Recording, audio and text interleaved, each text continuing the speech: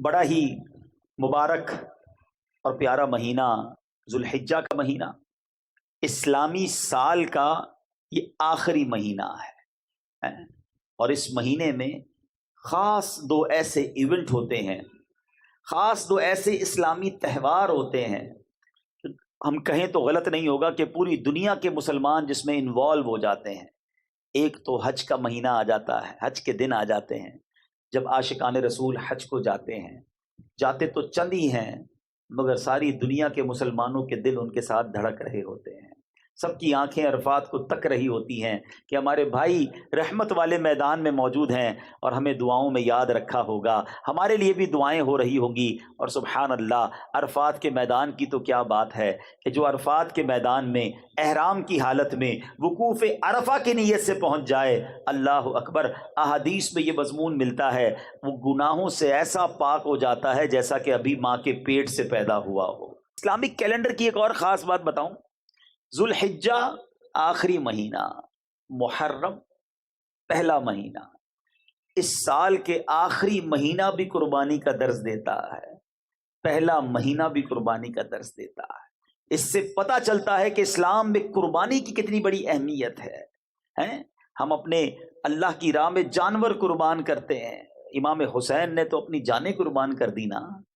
تو قربانی چاہے وہ وقت کی ہو، مال کی ہو، جان کی ہو، یہ اللہ کی بارگاہ میں بڑی مقبول ہے۔ اللہ مجھے اور آپ کو اس کے دین کی خاطر قربانیاں دینے والا بنا ہے۔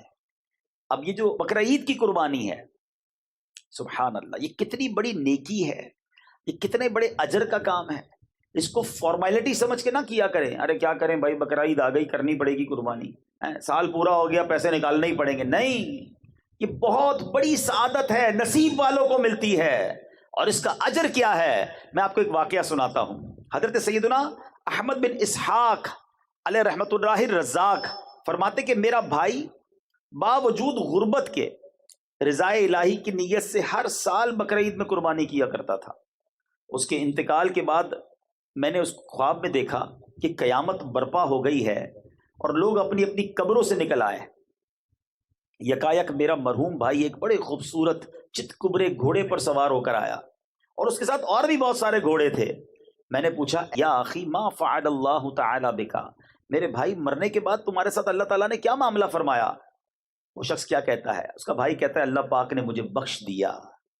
میں نے پوچھا، کس عمل سے تیری بخشش ہو گئی؟ تو وہ کہتا ہے کہ ایک دن غریب ایک بڑھیا آئی تھی، میں نے اس کو بنیت ثواب 1 درہم دیا تھا، وہی درہم میرے کام آ گیا، میری بخشش کا ذریعہ بن گیا۔ میں نے پوچھا، بھائی یہ گھوڑے اتنے سارے تیرے پاس کیوں ہیں؟ وہ کہتا ہے، یہ سب میری بقرہ عید کی قربانیاں ہیں، اور جس گھوڑے پر میں سوار ہوں نا، یہ میری سب سے پہلی بقرہ عید کی قربانی تھی۔ میں نے پوچھا، اب عزم کدھر کا ہے، جانا کدھر ہے؟ کہتے جنت میں جا رہا ہوں۔ سبحان اللہ۔ اور اس کے بعد وہ میری نظروں سے اوجھل ہو گیا۔ انشاءاللہ میرے میٹھے اسلامی بھائیوں، جو رقم جو اللہ کی راہ میں خرچ اللہ کی رضا کے لیے کیا ہوگا نا، وہ بڑا کام آئے گا، وہ نامہ اعمال پہ بڑا وزندار ہوگا، مگر شرط یہ ہے کہ وہ عمل اللہ کی رضا کے لیے کیا ہو، لوگوں کو دکھانے کے لیے نہیں، اپنی واہ واہ کے لیے نہیں، اللہ کی رضا کے لیے اگر خرچ کرتا ہے کوئی، یا کوئی بھی نیکی کرتا ہے، وہ بڑی مقبول ہے۔ اور دوسری بات اس واقعے سے سیکھنے کو کیا ملی کہ انشاءاللہ یہ جو قربانیاں ہیں نا، یہ اللہ نے چاہا تو جنت میں جانے کی سواری بن جائے گی۔ اور آئیے میں آپ کو حدیث سناتا ہوں، یہ جو قربانی کرنے والے ہیں، سنو کتنا مبارک کام ہے۔ اللہ کے حبیب علیہ الصلوۃ والسلام فرماتے ہیں، قربانی کرنے والے کو قربانی کے جانور کے ہر بال کے بدلے میں 1 نیکی ملتی ہے۔ کبھی سوچا کتنے بال ہوتے ہیں بکرے پر، گائے پر؟ ہر بال کے بدلے 1 نیکی ملتی ہے۔ نبی پاک علیہ الصلوۃ والسلام نے فرمایا، جس نے خوش دلی سے طلب ثواب کے لیے طالب ثواب ہو کر قربانی کی، تو وہ آتش جہنم سے حجاب یعنی روک ہو جائے گی۔ یعنی اللہ کی رضا کے لیے ہو 2 شرطیں ہیں اس حدیث میں، ایک تو خوش دلی، انجوائے کے ساتھ، اللہ تیری مہربانی، تو نے پھر موقع دیا، تیری راہ میں خرچ کرنے کا پھر موقع دیا، برڈن فیل نہ کیا کرو۔ کچھ لوگوں کی بڑی عجیب عادت ہوتی ہے، عبادت بھی کرتے ہیں اور بوجھ کے ساتھ کرتے ہیں۔ کیا کریں یار، اب رمضان آ گئی، تراویح پڑھنی پڑے گی۔ ارے اس کو تم بوجھ سمجھ رہے ہو؟ یار سال گزر گیا، اب زکوٰۃ دینی پڑے گی۔ ایک جگہ میں بیٹھا تھا تو عجیب سی بات کی، کہتے ابھی بھائی کاروباری لوگوں کا سب سے بڑا خرچہ، جن کے پاس پیسہ زیادہ ہے نا، ان کا سب سے بڑا خرچہ ہی زکوٰۃ ہے۔ میں نے کہا یار اللہ کے بندو، زکوٰۃ تو خوش دلی سے دو، اس کو برڈن کیوں سمجھ رہے ہیں؟ اللہ کی رحمت ہے کہ اللہ نے تمہیں دینے والا بنایا، مانگنے والا نہیں بنایا۔ تو کبھی بھی کسی عبادت میں بوجھ فیل نہ کریں، انجوائے کریں، خوش دلی کے ساتھ کریں۔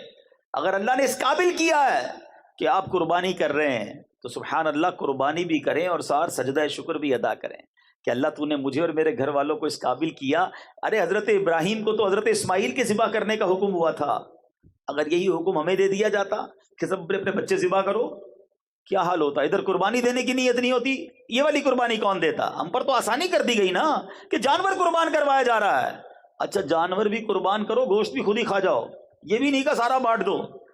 سوچو، رحمت دیکھو اللہ کی، آسانیاں ہیں ہمارے لیے، مگر اس کو بھی لوگ بوجھ سمجھ رہے ہوتے ہیں۔ ٹھیک ہے، گوشت میں تقسیم کاری ہونی چاہیے، رشتہ داروں کو بھی دیں، غریبوں کو بھی دیں، لیکن ایسا نہیں ہے کہ آپ کچھ بھی نہیں کھا سکتے اس میں سے۔ تو بہرحال میرے میٹھے اسلامی بھائیوں، یہ حدیث یاد رکھنی ہے۔ اور قربانی کرے گی کیا؟ آتش جہنم کے سامنے روک بن جائے گی، حجاب بن جائے گی، اللہ نے چاہا جہنم سے قربانی بچائے گی۔ ایک اور حدیث پاک سنیے، پیارے آقا علیہ الصلوۃ والسلام فرماتے ہیں، اے فاطمہ، اپنی صاحبزادی سے کہا، اے فاطمہ اپنی قربانی کے پاس موجود رہو، کیونکہ اس کے خون کا پہلا قطرہ گرے گا تو تمہارے سارے گناہ معاف کر دیے جائیں گے۔ ہائے ہائے ہائے، کتنی بڑی نعمت ہے۔ چوتھی حدیث، اللہ کے حبیب فرماتے، جس شخص میں قربانی کرنے کی وسعت ہو پھر بھی وہ قربانی نہ کرے تو وہ ہماری عیدگاہ کے قریب نہ آئے۔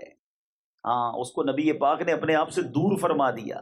وہ لوگ جو قربانی اس میں سستی کرتے ہیں، اچھا پھر پورے گھر کا ایک بکرا کر لیں گے، گھر میں افراد بہت سارے، ایک جانور سب کی طرف سے، حساب نہیں کرتے کہ حصے کتنے بن رہے ہیں، حصے پورے ہو رہے ہیں کہ نہیں ہو رہے۔ کیونکہ بعض صورتوں میں اگر آپ کی کیلکولیشن درست نہیں ہے، یا آپ نے ایک ہی جانور، مثال کے طور پہ ایک بکرے میں سارے گھر والوں کی قربانی شامل کر دی، کسی کی بھی قربانی نہیں ہوگی۔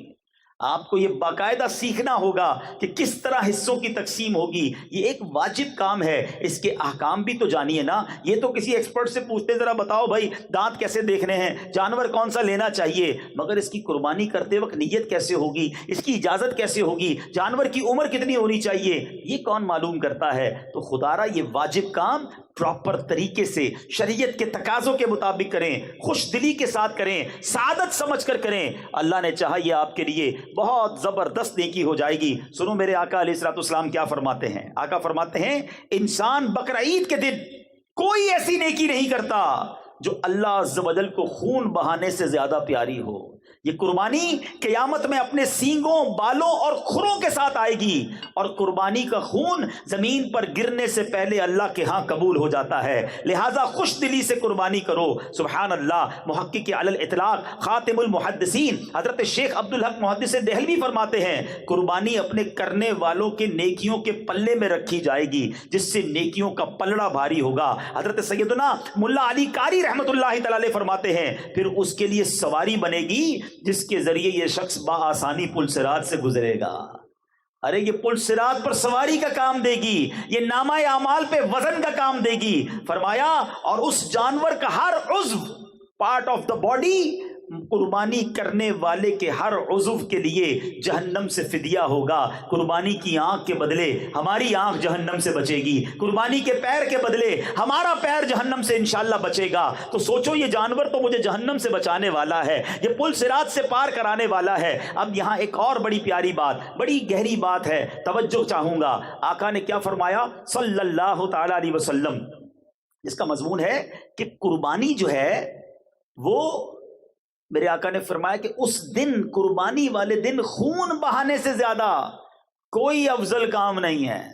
اب آج کل کچھ لوگوں کو پتہ نہیں کیا ہو گیا ہے، کہتے ہیں یار اتنی ساری قربانی کرنے سے بہتر ہے کسی غریب کی شادی کرا دو، کسی غریب کی مدد کر دو۔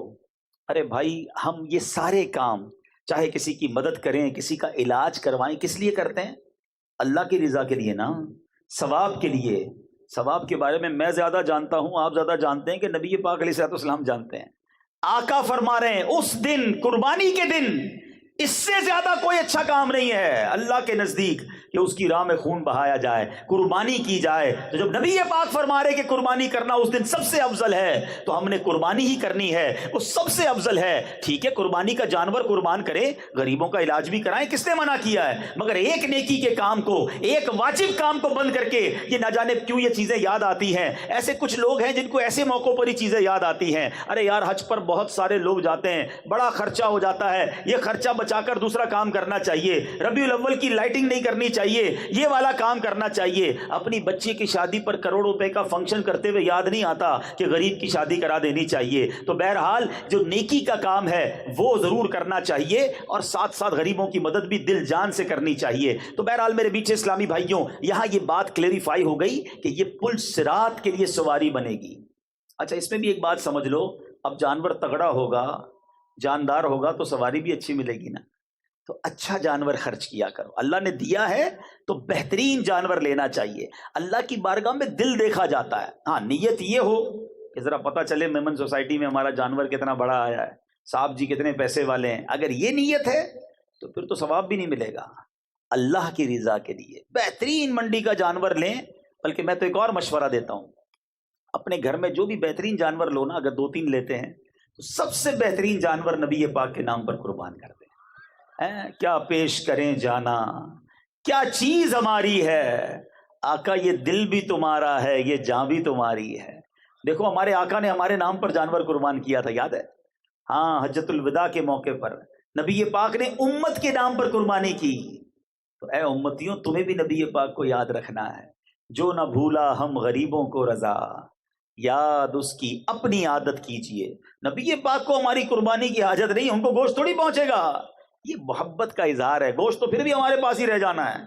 تو بہرحال قربانی کریں، خوش دلی کے ساتھ کریں، اچھی نیتوں کے ساتھ کریں، قربانی کا جانور بہترین لیں، اس لیے کہ یہاں اللہ کی بارگاہ میں دل دیکھا جاتا ہے کہ بندے کو مال سے محبت ہے یا اللہ کی رضا سے محبت ہے۔ جتنا قیمتی جانور ہوگا نا اتنا مشکل سے دل سے نکلے گا، اور جب آپ کے دل سے کوئی کام مشکل ہوتا ہے اس کا اجر بھی زیادہ ہوتا ہے، اور پھر اس کو بانٹیں غریبوں میں، تقسیم کریں رشتہ داروں میں، انشاءاللہ اس کا خوب ثواب کمائیں۔ تو قربانی جس کو اللہ نے نوازا ہے بہترین جانور کریں، اور پھر سبحان اللہ نبی پاک علیہ الصلوۃ والسلام کے نام کریں تو کیا بات ہے۔ اچھا قربانی کے دنوں میں جو قربانی کرنے کا ارادہ رکھتا ہے اس کے بارے میں یہ ہے کہ ناخن، بال اور بردال، خال وغیرہ نہ کٹوائے، کیونکہ یہ حاجیوں سے مشابہت ہو جاتی ہے۔ حاجی بھی احرام پہن کے یہ سب چیزیں نہیں کرتے، تو حجامت وغیرہ نہ کروائے تو انشاءاللہ اس کی برکتیں ملیں گی۔ اور جو قربانی نہیں کرتا وہ بھی غریب ہے بیچارہ، نہیں کر پاتا، تو علماء کہتے ہیں اگر وہ بھی یہ اعمال ان دنوں میں کر لے، ذوالحجہ کے 10 دنوں میں، تو انشاءاللہ اس کو قربانی کا ثواب بھی مل جائے گا۔ تو یہ کام کرنا چاہیے۔ اور سبحان اللہ، بلکہ مفتی صاحب فرماتے ہیں کہ جو قربانی نہ کر سکے عشرے میں، یعنی ذوالحجہ کے ابتدائی 10 ایام میں حجامت نہ کرائے، بقرعید کے دن یا بعد نماز عید حجامت کرائے، تو انشاءاللہ قربانی کا ثواب کمائے گا۔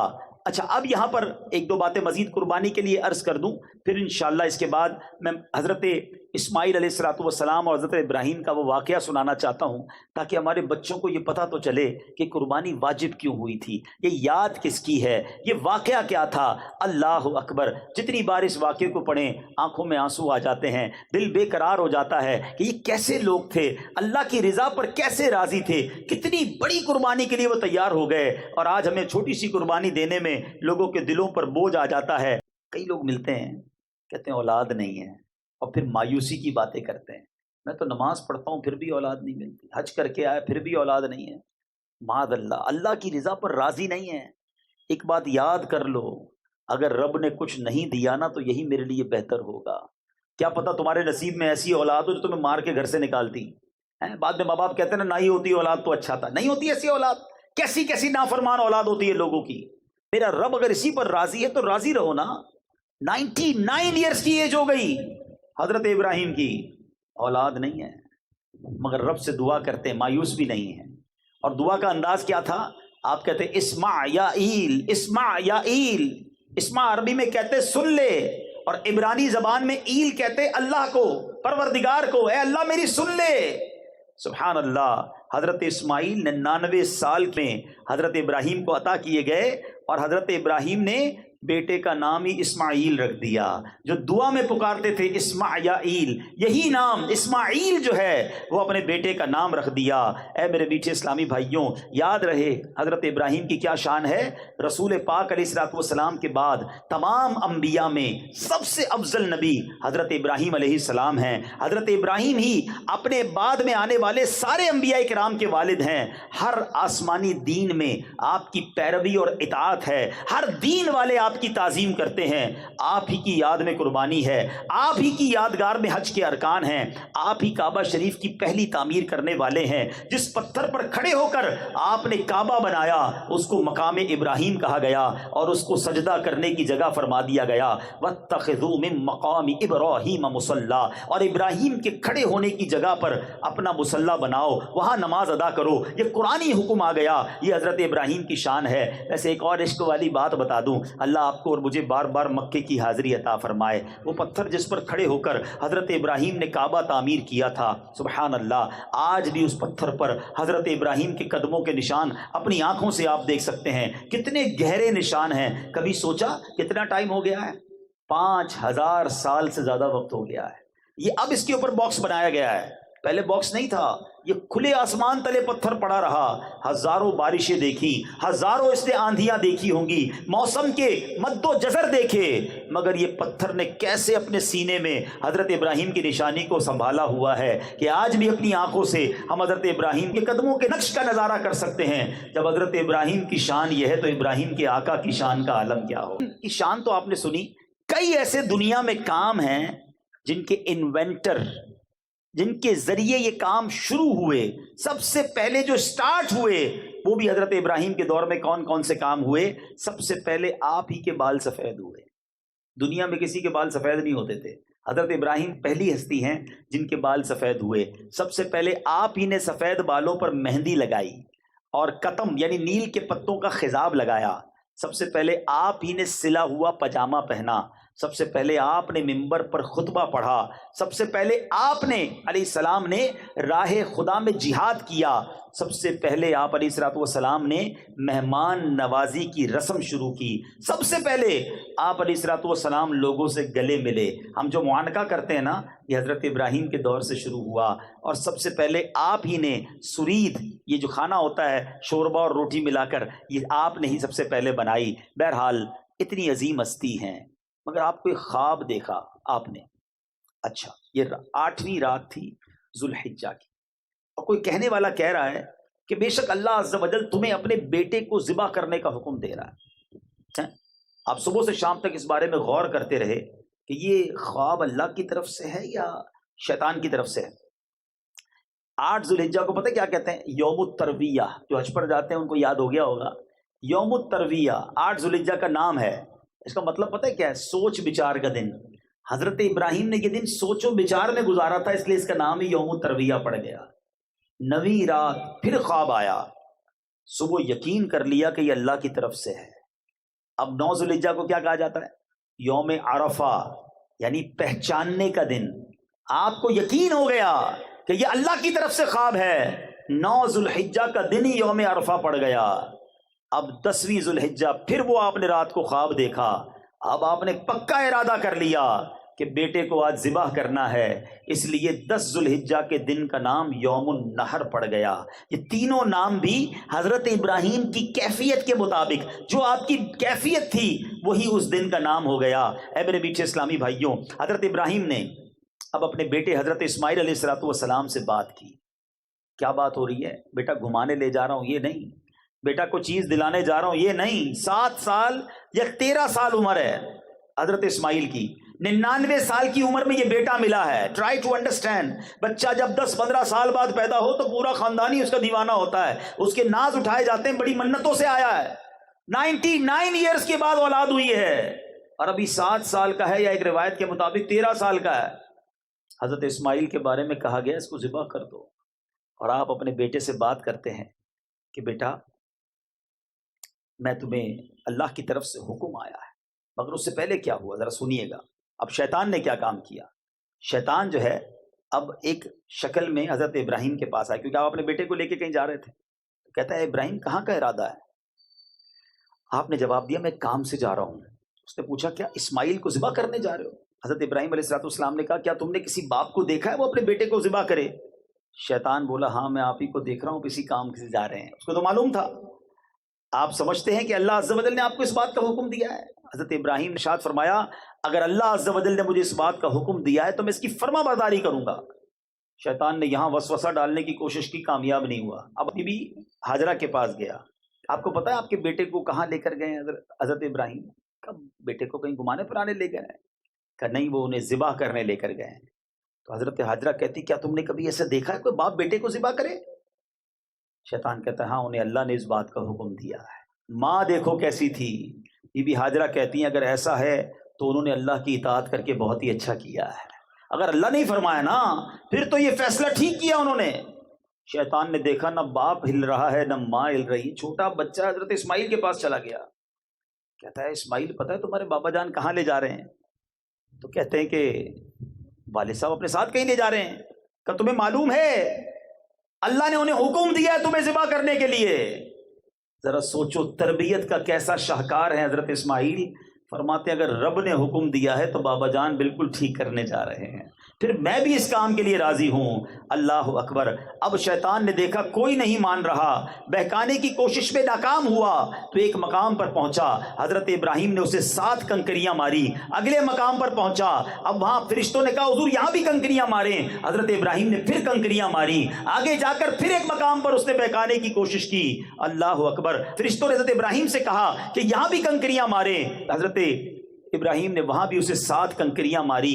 شیطان کو 3 مقامات پر جو کنکریاں مارنے کی یادگار ہے وہ باقی رکھی گئی ہے. آج بھی حاجی اسی یاد کو کرتے ہوئے جمرے پر رمی کیا کرتے ہیں. اے میرے بیچ اسلامی بھائیوں, یہ کیسے لوگ تھے, کتنا یقین تھا رب کے وعدوں پر, اللہ کی رضا پر کیسے راضی تھے. حضرت ابراہیم نے اپنے بیٹے سے جو بات کی, جو کورسپونڈنس کی, وہ قرآن میں موجود ہے. کیا الفاظ ہے ذرا سنو. حضرت ابراہیم اپنے بیٹے سے کیا کہتے ہیں؟ یا بنی انی ارا فی المنام انی اذبحک فانظر ماذا ترى. اے میرے بیٹے میں نے خواب دیکھا ہے. باپ اپنے بیٹے سے بات کر رہا ہے. میں نے خواب دیکھا تجھے ذبح کرتا ہوں, اب تو دیکھ تیری کیا رائے ہے. اللہ اکبر.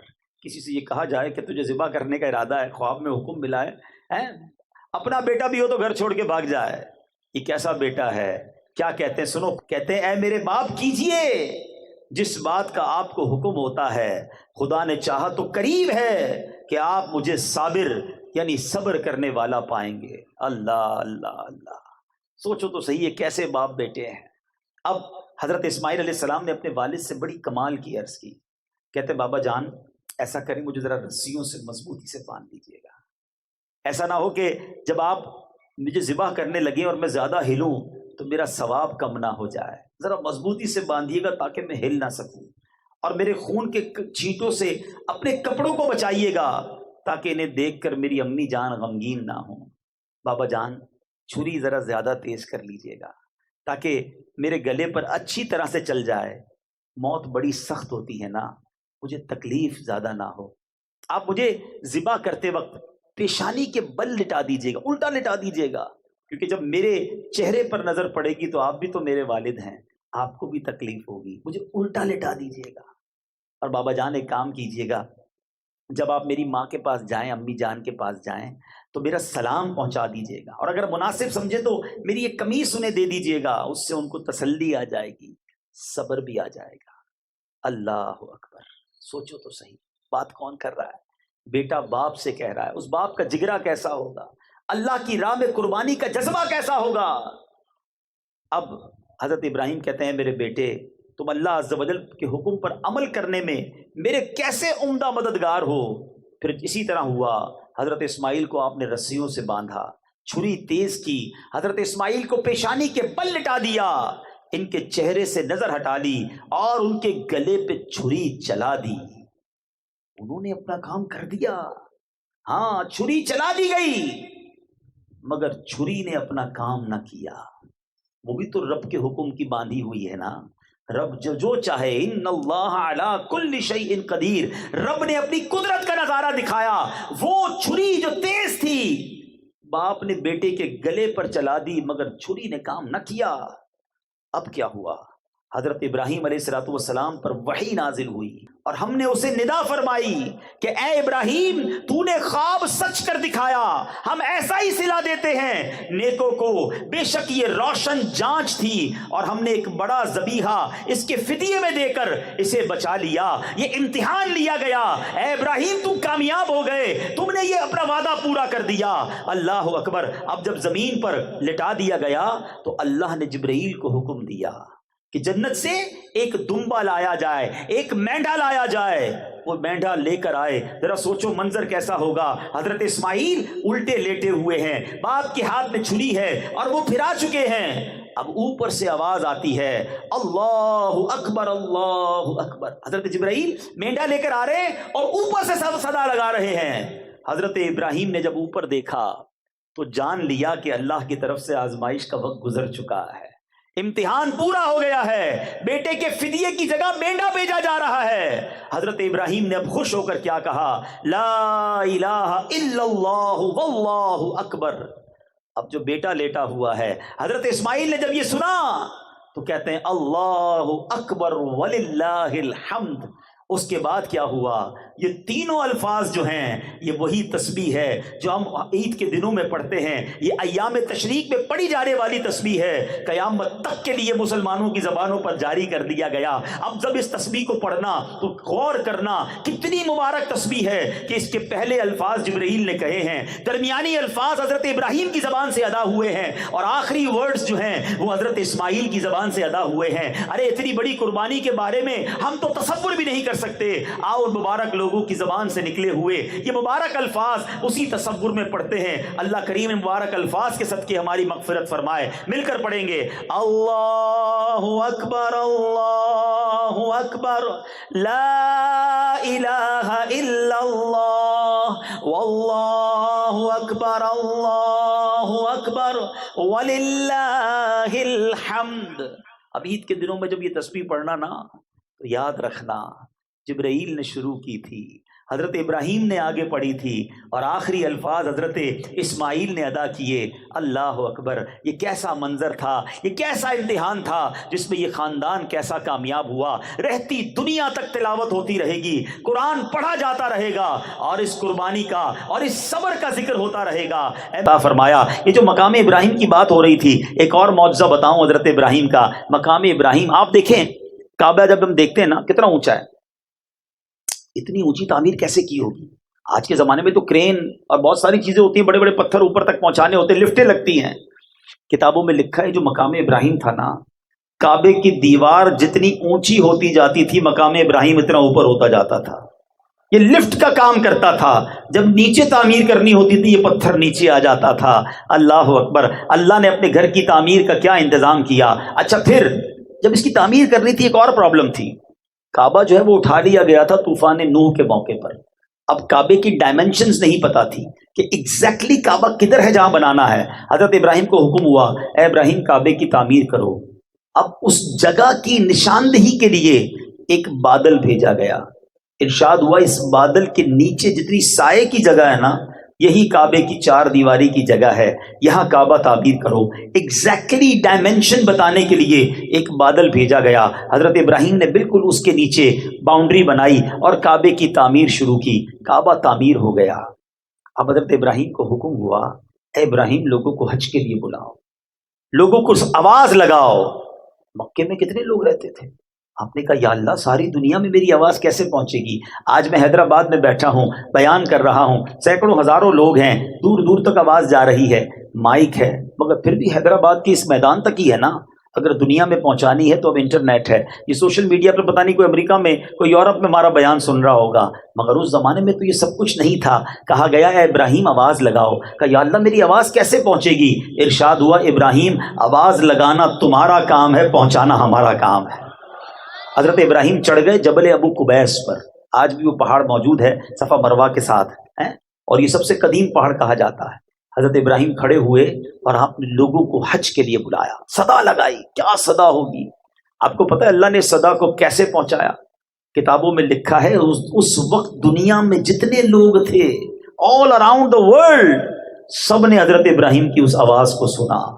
سنو، صرف لوگوں نے نہیں سنا، بلکہ جو ابھی دنیا میں نہیں آئے تھے، ماں کے پیٹ میں تھے، انہوں نے بھی سنا، جو باپ کے پشت میں تھے انہوں نے بھی سنا، جن کی روحیں عالم ارواح میں تھی انہوں نے بھی سنا، اور جس نے جواب دیا اللہ اکبر، اس وقت لبیک پڑھی گئی۔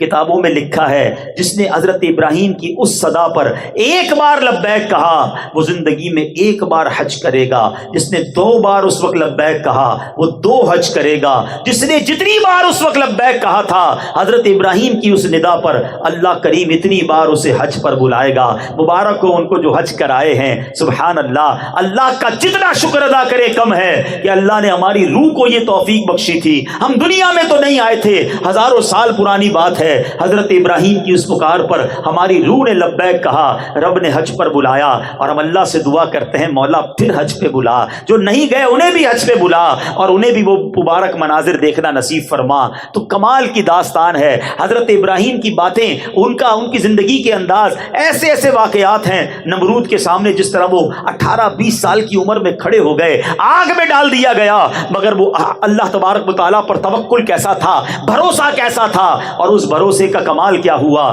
کہ اللہ کریم نے حکم فرمایا اور وہ آگ گلزار بن گئی۔ ایک روایت کے مطابق 40 دن آپ آگ کے اندر رہے، مگر باہر آتے ہیں تو آپ کا بال بھی بیکا نہیں ہوتا ہے، آپ کے جسم پر خراش بھی نہیں ہے، اللہ نے آگ کو گلزار بنا دیا۔ فرق کیا ہے؟ آج ہماری مصیبتیں حل نہیں ہوتی، آج ہم ڈر اور خوف میں مبتلا رہ جاتے ہیں، ان کا توکل ایسا تھا کہ آگ گلزار بن جاتی تھی۔ کمال کی بات شاعر مشرق لکھتے ہیں، کہتے ہیں اگر آج بھی ہو ابراہیم سا ایمان پیدا، ایکچولی the difference is دل میں ایمان ہی وہ نہیں ہے، بھروسہ ہی وہ نہیں ہے، توکل ہی وہ نہیں ہے۔ کیا کہتے ہیں؟ اگر آج بھی ہو ابراہیم سا ایمان پیدا، آگ کر سکتی ہے انداز گلستاں پیدا۔ اگر آج وہ ایمان آ جائے تو آج آپ کی غموں کی آگ گلزار بن جائے گی، آج آپ کی مخالفت کی آگ بھی گلزار بن جائے گی۔ اور سبحان اللہ، ایک اور بات سیکھنے کو ملی، عقل تو کہتی تھی اے ابراہیم آگ میں جاؤ گے جل کر راکھ ہو جاؤ گے، اتنی بڑی آگ ہے کہ پرندے نہیں گزر رہے، مگر حضرت ابراہیم کے عشق نے کچھ اور ہی فیصلہ کیا۔ شاعر کہتے ہیں نا، عقل والوں کے نصیبوں میں کہاں ذوق جنوں، ہر بات لاجک سے نہیں تولی جاتی، عقل والوں کے نصیبوں میں کہاں ذوق جنوں، عشق والے ہیں جو ہر چیز لٹا دیتے ہیں، بے خطر کود پڑا آتش نمرود میں عشق، یہ عشق کا فیصلہ تھا نا، عقل کا نہیں تھا، بے خطر کود پڑا آتش نمرود میں عشق، عقل تھی محو تماشائے لبے بام ابھی، ارے عقل تو سوچتی رہ گئی، عشق نے اپنا کام کر دیا۔ تو بہرحال میرے پیچھے اسلامی بھائیوں، ون آف دا بیوٹیفل سیرت کا شاندار ہسٹری ہے حضرت ابراہیم کی، کمال کی شخصیت ہے، جتنا پڑھیں ایمان تازہ ہوتا ہے۔ ارے اب تو قربانی کریں گے پھر ان کی یاد آئے گی، انشاءاللہ حج پہ جائیں گے پھر ان کی یاد آئے گی۔ اللہ سیدنا ابراہیم علیہ الصلوۃ والسلام کے مزار پر کروڑوں رحمتوں کی بارش نازل فرمائے اور ان کے فیوز و برکات سے ہمیں مالا مال فرمائے، ان کی سیرت سے کچھ سیکھنا نصیب فرمائے، اور اس بار اپنی قربانی کو شاندار انداز میں اخلاص کے ساتھ کرنے کی توفیق عطا فرمائے۔ آخر میں ایک بڑا پیارا خوبصورت مشورہ بھی دینا چاہتا ہوں، اور یہ مشورہ ملا بارگاہ امیر اہل سنت سے۔ کیا ہستی ہے امیر اہل سنت، کیا شاندار آپ کا ذہن ہے۔ سنو، قربانی کرتے ہو نا، ماشاءاللہ ایسے بھی ہوں گے جو نبی پاک کے نام کی بھی کرتے ہوں گے، غوث پاک کے نام بھی کرتے ہوں گے، اپنے مرحوم والدین کے نام بھی کرتے ہیں، بہت اچھی بات کریں، لیکن ایک اور انداز آپ کو بتاتا ہوں، اور یہ جب سے پریکٹس کیا ہے یقین کریں طبیعت بھری بھری بھری ہری ہو گئی ہے۔ وہ کیا ہے سنو، امیر علیہ السلام فرماتے ہیں کہ آپ کے گھر پر قربانی کا جب دن ہوتا ہے تو بہت سارے لوگ گوشت لینے آتے ہیں، ایسا ہی ہے نا، آپ کے ملازم آتے ہوں گے، آپ کے غریب رشتہ دار آتے ہوں گے، پڑوسی آتے ہوں گے، آپ سب کو دیتے ہیں، اچھی بات، لیکن ان کو لینے آنا پڑتا ہے، ان کے گھر قربانی نہیں ہوتی ہے۔ کیا ایسا نہیں ہو سکتا کہ اس بار میری جو نفلی قربانیاں ہیں، ویسے تو یہ واجبی قربانیوں میں بھی ہو سکتا ہے، جو واجب قربانی وہ بھی ہو سکتا ہے، کیا آپ نے سوچا یار میں اس بار 3-4 بکرے کروں گا، 1 گائے کروں گا، کیا ایسا نہیں ہو سکتا کہ 1 یا 2 بکرے آپ اپنے یہاں نہ کریں بلکہ کسی غریب مسلمان کو کہیں کہ یہ بکرا آپ اپنے گھر پہ کر لیں، اور اس کو بتا دیں یہ غوث پاک کے نام کی قربانی، اس نام سے کر دینا، اور گوشت وغیرہ آپ تقسیم کر دیں، یا یہ نبی پاک کے نام کی قربانی، یا آپ نے اپنے نام کی کروانی ہے تو یہ میرے نام سے کاٹ دینا، باقی بکرا آپ لے جائیں۔ بلکہ امیر علیہ سنت ایک اسٹیپ اور آگے بڑھ کر فرماتے بکرا نہ دو، اس کو بکرے کے پیسے دو اور کو خود جا کے خریدو۔ اب ذرا سوچیں جب وہ اپنے بچوں کے ساتھ منڈی جائے گا کتنی خوشی ہوگی اس کے بچوں کو، 1-2 دن ذرا وہ ڈھونڈیں گے، جانور دیکھیں گے۔ اچھا بکرا کے بھی ایسے بھی دیں، چارے کے بھی دیں اور کسائی کے بھی دیں، وہ بیچارہ غریب کہاں سے کھلائے گا بکرے کو؟ اب جب جا کر وہ خرید کے آئے گا بکرا، 8-10 دن جو اس کے گھر میں رونق لگی رہے گی، وہ بچے جنہوں نے کبھی اپنے گھر میں جانور نہیں دیکھا ہوگا، وہ بچے جن کے گھر میں کبھی قربانی نہیں ہوئی ہوگی، سوچو ان کی خوشی کا لیول کیا ہوگا۔ آپ تو ہر سال کرتے ہیں، ایک آدھا جانور کسی کے گھر چلا گیا، آپ کے گھر میں کوئی کبھی نہیں آئے گی۔ اللہ اکبر، وہ دعا نہ بھی کرے تو اس کے دل میں جو دعا نکل رہی ہوگی وہ آپ کی عید کو کیا بنا دے گی۔ اچھا آپ ذرا سوچو، جس دن قربانی ہوگی، آج تک وہ صبح تھیلی لے کر آپ کے گھر آتا تھا، آج وہ اپنے گھر میں قربانی کر کر اپنے رشتہ داروں کو بانٹ رہا ہوگا۔ اب لیول آف خوشی دے سوچئے، اس خاندان میں آپ کتنی خوشی داخل کر سکتے ہیں۔ اور بیچے اسلامی بھائی، ایک فارمولہ یاد کر لو، خوشی کا فارمولہ یہی ہے، تم دوسروں کو خوش کرو، اللہ تمہیں خوش کر دے گا۔ جو خوش ہونا چاہتا ہے، آپ کسی کے چہرے پہ مسکراہٹ لے آئیں، کسی کے دل کا غم دور کر دیں، آپ خوش ہو جائیں گے، آپ کے غم دور ہو جائیں گے۔ اس بار اس قربانی کے دنوں میں یہ سٹائل اپنا کر دیکھو، یہ کام کر کے دیکھنا، پھر دیکھو آپ کو اس کا لطف کیسا آتا ہے۔ اور سبحان اللہ، ایک اور مشورہ دے دیتا ہوں، اگر نبی پاک کے نام کی قربانی کرنی ہے نا تو کسی سید کے گھر میں کروا دو، کسی غریب سید کو تلاش کرو اور بولو یہ لے جاؤ اور اپنے نانا جان کے نام کی قربانی کرنا، حضور آپ ہی کا صدقہ ملتا ہے، آپ کی آل کو پیش کر رہا ہوں، پھر دیکھو پنجتن پاک کا کیسا صدقہ ملتا ہے۔ اللہ نے نوازا ہے نا، تو اس طرح بے شک اپنے گھر میں تھوڑے جانور کم کر دو اور تھوڑے جانور غریبوں کے گھروں میں کٹوا دو، اس کی جو نیکی، اس کی جو برکت، اس کی جو خوشی ملے گی۔ ایک اسلامی بھائی نے مجھے آ کر بتایا، کہا عبدالحبیب بھائی جب سے آپ نے یہ بتایا اور ایک اسلامی بھائی نے مجھے جانور دیا، 10 دن 10 راتیں میرے بچے سوتے نہیں تھے، خوشی کے مارے انہیں نیند نہیں آتی تھی۔ جس دن ہمارے گھر میں قربانی ہوئی، سارا گھر خوشی کے مارے رو رہا تھا، میں بتا نہیں سکتا ہماری خوشی کا عالم کیا تھا۔ میں سوچتا رہا کہ ایک بکرے سے اس پورے خاندان کو جو پورا ہفتہ خوشیاں ملی، اللہ اس بندے کو کتنی خوشیاں عطا فرمائے گا۔ تو یہ مواقع ڈھونڈا کرو، یہ کوشش کیا کرو کہ ہماری وجہ سے کسی کے چہرے پہ مسکراہٹ آ جائے۔ اور اللہ سلامت رکھے میرے پیر و مرشد کو، اللہ سلامت رکھے امیر اہل سنت کو۔ کیا خوبصورت نیکیاں کمانے کے آئیڈیاز دیتے ہیں، بتاؤ اس میں دعوت اسلامی کا کیا فائدہ ہے؟ کوئی دعوت اسلامی کے فائدے کے لیے نہیں، یہ مسلمانوں کے فائدے کے لیے، لوگوں کے دلوں میں خوشی داخل کرنے کے لیے، آپس میں محبتیں بڑھانے کا فارمولہ ہے۔ اس پر اس بار عمل کریں انشاءاللہ، اللہ کریم کیا پتا اس ایک قربانی کے صدقے ہماری ساری قربانیاں قبول ہو جائیں۔ تو ہمیں اس بار یہ کام کرنا چاہیے، غریبوں کا خیال بھی رکھا کریں۔ اللہ کریم ہمیں اپنے مسلمان بھائی بہنوں کا خیال رکھنے کی توفیق عطا